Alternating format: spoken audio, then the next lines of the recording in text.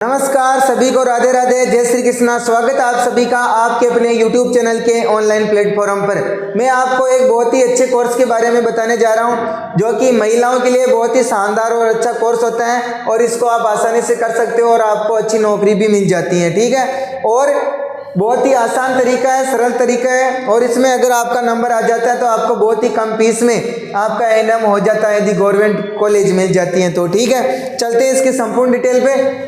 ये नोटिफिकेशन बहुत पहले ही आ गया है, इसकी लास्ट तारीख 16 थी, लेकिन एएनएम की तारीख वापस बढ़ के कितनी हो गई है? 26 तारीख हो गई है। कितनी तारीख हो गई है? ये 16 तारीख को वापस नोटिफिकेशन आया था। ठीक है, पहले ये 29/11/2024 को इसका नोटिफिकेशन आया था और इसकी अंतिम तारीख 16/12/2024 थी। जिसने भी फॉर्म नहीं भरा है, बाई चांस से कोई रह गया है, वो इस फॉर्म को 26 तारीख से पहले भर सकते हैं। ठीक है, फॉर्म ऑफलाइन भरना है, कहाँ पे भरना है वो मैं आपको बता रहा हूँ इसमें संपूर्ण डिटेल। ठीक है, कितनी जगह से फॉर्म लगा सकते हैं, इसमें आपकी आयु क्या है, शैक्षणिक योग्यता क्या है, संपूर्ण डिटेल पे हम चर्चा करते हैं। चलिए जल्दी से। ठीक है, देखो इसमें 12वीं पास चाहिए, शैक्षिक योग्यता क्या चाहिए? 12वीं पास।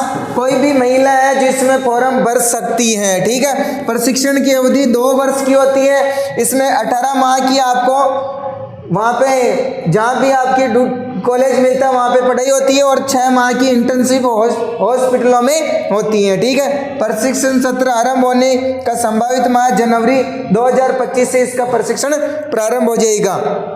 आयु कितनी चाहिए देखिए, इसमें मुख्य फैक्ट में आपको बता देता हूं और लास्ट में पूरा फॉर्म भी आपको कंप्लीट स्टेप बाय स्टेप बताऊंगा आपको कैसे भरना है, किन किन को कैसे फॉर्म भरना है। आयु चाहिए इसमें 17 से 34 वर्ष।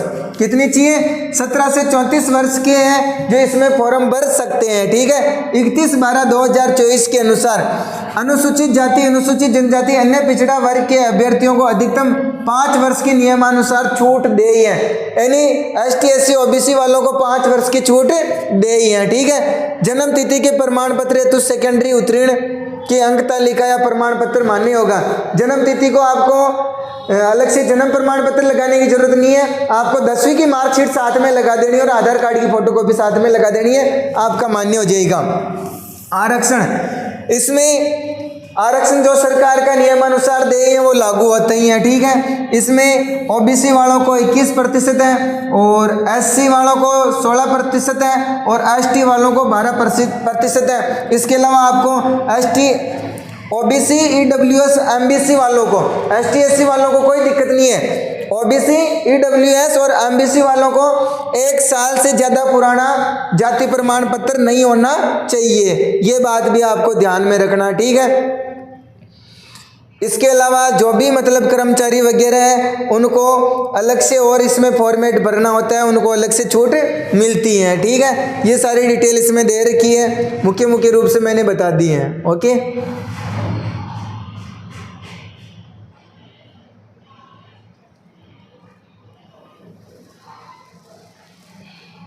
देखो मिलिट्री पुलिस में मृतक कर्मियों विधवाओं के लिए 3% आरक्षण है और विधवाओं तलाकशुदा अभ्यर्थियों को 2% आरक्षण है। ठीक है, इसमें आशा सहयोगिनियों को 10% आरक्षण है। आशा सहयोगिनियों को कितने प्रतिशत आरक्षण है?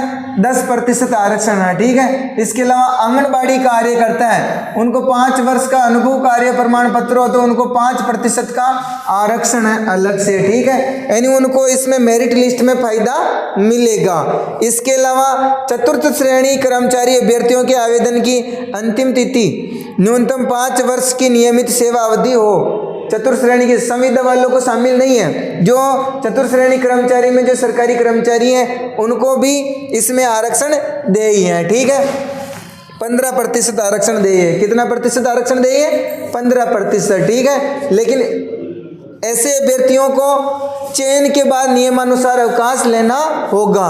विभाग में संविदा समेकित वेतन पर कार्यरत कर्मचारी को विभागीय कर्मचारी का आरक्षण लाभ दे नहीं है। ठीक है,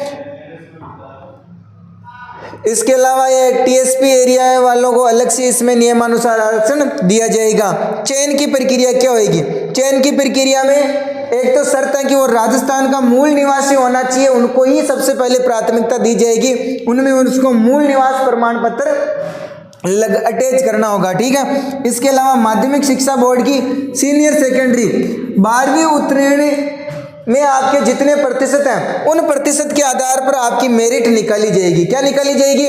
मेरिट निकाली जाएगी। और मेरिट भी संबंधित आरक्षण पदों के अनुसार अलग अलग कैटेगरी वाइज निकाली जाएगी, ठीक है। जैसे कोई भी कंपटीशन का एग्जाम होता है उसी प्रकार इसमें मेरिट निकाली जाएगी 12वीं के प्रतिशत के आधार पर। मेरिट सूची मुख्य चिकित्सा अधिकारी, स्वास्थ्य अधिकारी कार्यालय संबंधित जिला परिषद कार्यालय में उपलब्ध रहेगी, ठीक है। चयनित अभ्यर्थियों को उनके संबंधित प्रशिक्षण केंद्र पर निर्धारित समय सीमा में अपने मूल दस्तावेजों के साथ उपस्थिति देनी होगी, अन्यथा उनकी चयन आदेश स्वतः निरस्त हो जाएगा।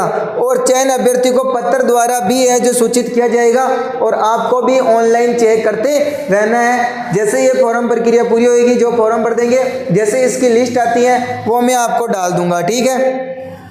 देखिए, चयनित अभ्यर्थियों के मूल दस्तावेज सब यहीं पे रहेंगे, ठीक है।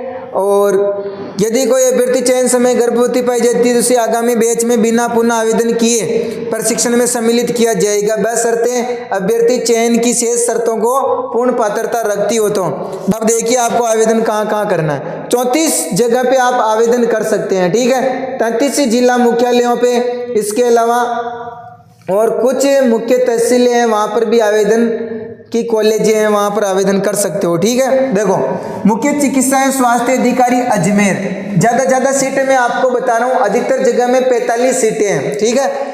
प्रशिक्षण केंद्र प्रभारी अधिकारी कार्यालय का नाम है। प्रशिक्षण केंद्रों के एक प्रशिक्षण केंद्र में 45 सीटें हैं। बाकी मैं आपको बता रहा हूँ, देखो, अजमेर में 60 सीटें हैं, नागौर में 60 सीटें हैं और जयपुर में 60 सीटें हैं। जयपुर में कितनी सीटें? 60 सीटें। और कोटा में भी कितनी सीटें? 60 सीटें हैं। झालावाड़ में 60 सीटें हैं। सॉरी, झालावाड़ में क्या, उदयपुर में, किसमें? उदयपुर में 60 सीटें हैं, ठीक है। और जोधपुर में 60 सीटें हैं। बाकी सब जगह में 45 है, सब जिलों में देख लीजिए। और लास्ट में केकड़ी में 60 सीटें हैं, ठीक है। अपने जिले केकड़ी में कितनी सीटें? 60 सीटें। टोटल 1650 पोस्टें हैं, ठीक है। इसके अंतर्गत सीटें खाली है। 1650 सीटों पे एएनएम का एडमिशन होता है। अब मैं आपको बता रहा हूँ संपूर्ण फॉर्म की डिटेल स्टेप बाय स्टेप आपको कैसे भरना है, ठीक है। देखिए जानकारी पूरी, ये है इसका फॉर्म। मैं आपको पूरा फॉर्म यहीं पे भर के बता रहा हूँ, ठीक है। ये फॉर्म भर के आपको अभी जो मैंने बताया है, ठीक है, उन केंद्रों के नाम पे आपको स्पीड पोस्ट करवाना है। क्या करवाना है आपको? स्पीड पोस्ट करवा देना है, ठीक है।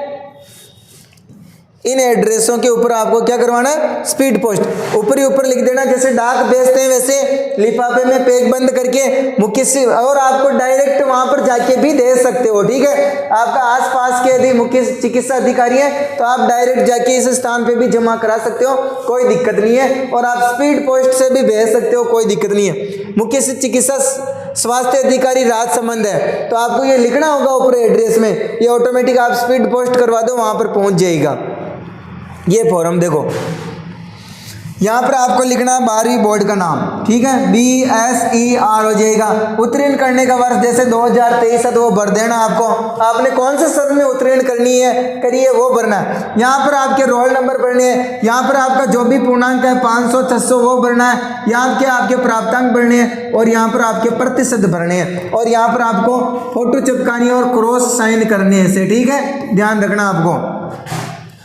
और आवेदन की अंतिम तिथि चेंज हो गई है, 26 तारीख है। कितनी तारीख है? 26 तारीख है। पहले का प्रारूप है, ठीक है। फिर बाद में आपको इन संबंधित बॉक्स पर आपको चिन्ह लगाना है। जैसे कि आप अनुसूचित जनजाति पे हैं तो आपको इस पे राइट का चिन्ह लगाना है। इसके अलावा आप निःशक्त है तो आपको हाँ करना है, नहीं तो आपको नहीं करना है, ठीक है। इसके अलावा विभागीय महिला चतुर्थ श्रेणी कर्मचारी जिनको अलग से आरक्षण देय होता है, अभी हमने पढ़ा था, ठीक है, उनको हाँ करना, नहीं तो आपको सामान्य आदमियों महिलाओं को नहीं करना है। आंगनबाड़ी कार्यकर्ता यदि आप हैं तो हाँ करना है, नहीं तो नहीं रखना है। मिलिट्री पुलिस मर्द कर्मचारी विधवा ये है तो हाँ करना, नहीं तो नहीं करना है। इसके लिए वो पीछे फॉर्म दे रखा है। यदि ये सब कैटेगरी से आते हैं तो वहाँ पर आपको सक्षम अधिकारी के साइन करवाना जरूरी है, ठीक है। अभी मैं बता रहा हूँ लास्ट में, यहाँ पर लिखना है अभ्यर्थी का नाम। क्या लिखना है? अभ्यर्थी का नाम, ठीक है। जैसे कि महिला का नाम है लक्ष्मी है, क्या है, लक्ष्मी, ठीक है। तो यहाँ पर आपका नाम लिख देना लक्ष्मी कुमारी जो भी है, ठीक है, पूरा नाम लिखना है जो कि आपके मार्कशीट में है, लक्ष्मी कुमारी, आगे आपकी जो भी जाती है लिखना है। यहाँ पर कैपिटल लेटर में आपका नाम लिखना है LAXMI, ठीक है, KUMARI भरना है। फिर आपके पिताजी का नाम लिखना है यहाँ पर जो भी है GOPALLAL, यहाँ पर हिंदी में लिखना है, ठीक है, गोपाल लाल, यहाँ पर इंग्लिश में लिखना है GOPL। फिर यदि आप विवाहित हैं तो आपके पति का नाम यहाँ भर सकते हो, और आपकी जन्म तिथि लिखनी है जो भी आपकी जन्म तिथि है, ठीक है, 2003, 4 जो भी है, ठीक है। और यहाँ पर आपकी आयु लिखनी है, आप कितने वर्ष के हो गए, 23 साल 8 माह हो गए। यहाँ पर आपको आपके मोबाइल नंबर लिखने हैं स्पष्ट साफ दिखे जो, और यहाँ पर आपको पूरा एड्रेस लिखना है, क्या करना है, पूरा एड्रेस, ठीक है, स्थान, गांव का नाम, तहसील, पोस्ट ऑफिस सब लिखना है। यहाँ पर आपके पिन कोड भरने हैं, क्या भरने हैं, पोस्ट ऑफिस के, और यहाँ पर आपके साइन करने हैं, क्या करने हैं, यहाँ पर आपके साइन करने हैं, ठीक है। और इसके बाद में दूसरा पेज, एक चीज़ और यहाँ पर ध्यान रखना है, ये OBC वालों को यहाँ पर पोस्टल ऑर्डर लगाना है, ST SC वालों को और इनको जो अदर कैटेगरी में आते हैं इनको छूट है, ठीक है। बाकी OBC है, MBC वालों को, इनको आपको क्या करना पड़ेगा, 20 रुपये का पोस्टल ऑर्डर लगाना है, कितने रुपए का, 20 रुपये का पोस्टल ऑर्डर लगाना है। यहाँ पर ऑर्डर नंबर, दिनांक, राशि लिखनी है, ओके, वरना आपका ये आवेदन पत्र खारिज हो जाएगा। जितनी भी OBC महिलाएं फॉर्म भरती है उनको पोस्टल ऑर्डर जरूर लगाना है। अब हम ये फॉर्म देखो किसको भरना है, जो चतुर्श्रेणी कर्मचारी, आंगनबाड़ी कार्यकर्ता, आशा सहयोगिनी वगैरह है उनको ये फॉर्म भरना, बाकी को भरने की जरूरत नहीं है, ठीक है। बाकी ये सभी को भरना है। यहाँ पर वापस आपका नाम आ जाएगा, जैसे हमने उधर भरा था लक्ष्मी कुमारी, यहाँ पर आपके पिता का नाम आ जाएगा गोपाल लाल, और यहाँ पर वापस आपके साइन करने हैं लक्ष्मी कुमारी, ठीक है। और यहाँ पर दिनांक वगैरह लगा के आपके सारे डॉक्यूमेंट इसके साथ में लगाना है, 12वीं की मार्कशीट, 10वीं की मार्कशीट, इसके अलावा आपके पास में आपका जाति प्रमाण पत्र, मूल निवास प्रमाण पत्र, और इसके अलावा ये OBC वालों को 20 रुपये का पोस्टल ऑर्डर लगाना ही है। ये मुख्य डॉक्यूमेंट आपको लगा के भेजने हैं। आधार कार्ड, मार्कशीट का ध्यान रखना, दोनों मार्कशीटें लगानी है, ठीक है। जाति प्रमाण पत्र लगाना आपको जरूर लगाना है, वरना आपको अपनी कैटेगरी के अनुसार छूट नहीं मिलेगी, आपको जनरल में ले लिया जाएगा, ठीक है। सूचना अच्छी लगे लाइक, सब्सक्राइब एंड फॉलो जरूर करें। धन्यवाद, राधे राधे, जय हिंद, जय भारत।